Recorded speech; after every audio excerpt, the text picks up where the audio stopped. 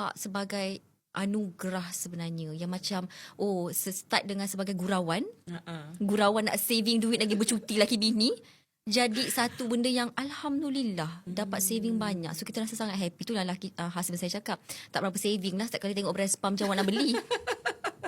Kita kan jadi macam gila shopping breast pump pula. Kejap-kejap scroll, comel lah yang. Scroll alamak macam best lah yang. Orang promote ni best lah yang. Ya Allah yang, you ada 2 buah dada je. Pakai je yang ni sampai habis dulu. So mak-mak, kalau suami dah support, janganlah habiskan duit dia pula beli breast pump kan. It's true. Okay. Saya rasa saya ada nampak satu video ni tau.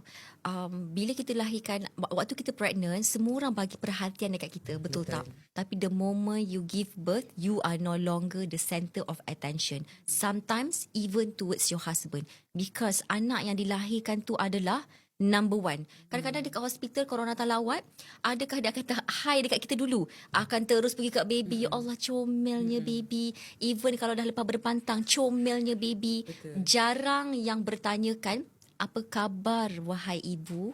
You okay? How was your pantang days? You nak apa? You nak coklat? You nak air yang sedap-sedap? So ibu, kadang-kadang kita tak perlu tunggu pun orang dekat luar sana untuk bagi kita rasa yang I am still here. Okay, sebab anak you perlukan you. Disebabkan anak you perlukan you, you perlukan satu rutin di mana setiap minggu you wajib happykan diri you. So boleh tak puan nak share sebagai mak kepada 5 orang anak, apa rutin puan nak? Follow to know more update about us.